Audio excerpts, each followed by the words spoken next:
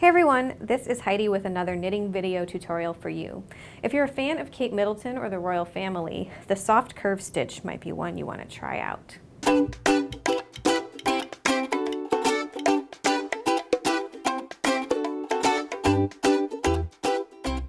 To work the soft curve stitch, you need to cast on a multiple of 10 stitches, which I've done here.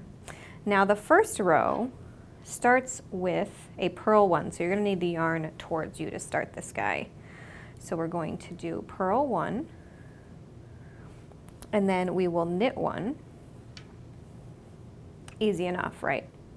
Next we're going to slip, slip, knit, and yarn over 3 times in a row. So slip, slip, knit, yarn over, slip, slip, knit. For the second one, yarn over, slip, slip, knit, yarn over, and now we'll end with knit one, purl one. And it's always a good idea to not cast on too tight like I sort of did right there to make this first row a little bit easier to work. Now for row 2, we'll turn to our wrong side, and with our yarn in the back, because we're starting with a knit stitch, we're going to knit 1, purl 8, and then knit 1 again at the end. So 1, 2, 3, 4, 5, 6, 7, and 8. And now for this last one, we will knit 1. It's always a good idea when you're getting used to a new stitch, by the way, to count your number of stitches on your easy row, which in this case is the wrong side row. By counting our 8 purl stitches, we've made sure that we haven't done too many slip slip knits or too many yarn overs or skipped something. This helps us make sure that our stitch count is still at that 10 that it should be at. So that's one of my favorite tips because it's so easy for keeping track of your stitches. Now we're back to the right side, and on row 3 we're going to purl 1, and just like last time we will slip slip knit, yarn over 3 times. So there's 1,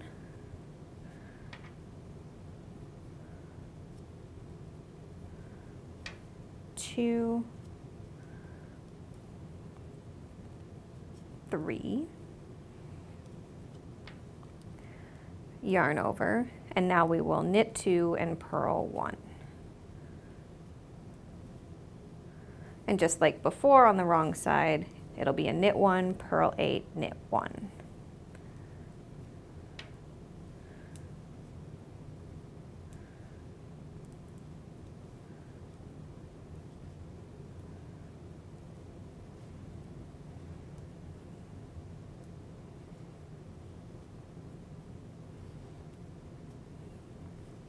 All right, next we're going to purl 1 and then knit 1 before working our next few stitches. So we will do slip slip knit, yarn over just 2 times,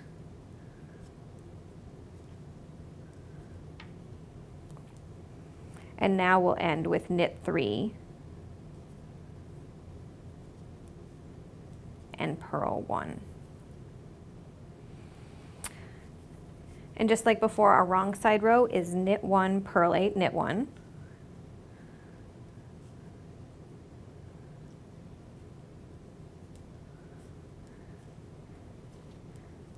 And after this row, our knitting gets a little exciting again.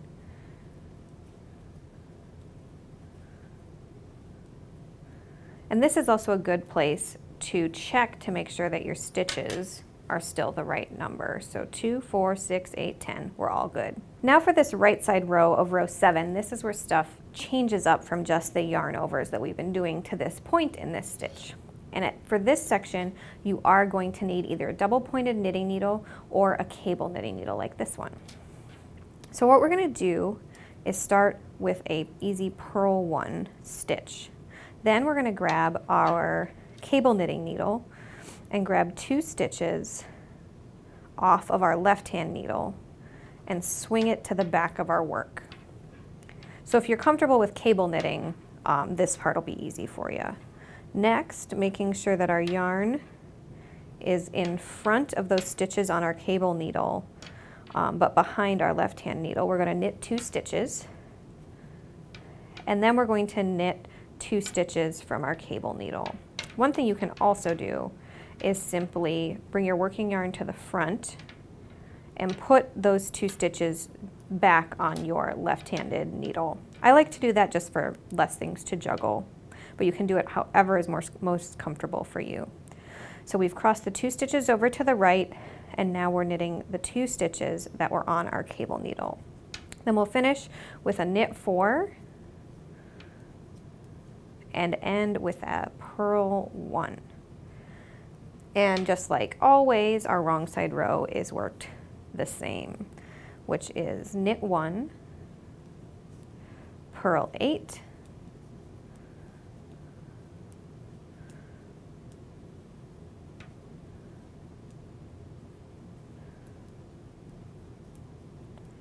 and knit 1.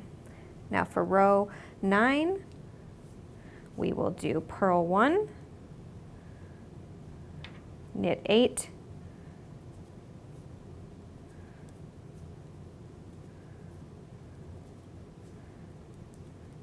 and then we'll end with a purl 1, and then there'll be one more wrong side row that's worked just like the other wrong side rows, which you've seen enough times in this video, so I'll let you figure that one out yourself. But you can see here in our work where we've done our yarn overs, 3 yarn overs there, 3 yarn overs there, but staggered to the right, 2 yarn overs, and then our little cable crossover twist. Looking at this stitch repeated twice, both widthwise and lengthwise in our swatch here, you can see how beautifully this subtle little stitch curves, hence the name, and how it repeats. I think this is really gorgeous, and with just the tiniest hint of cabling coupled with yarn overs, you can use this to really elegant effect in a lot of knitting projects.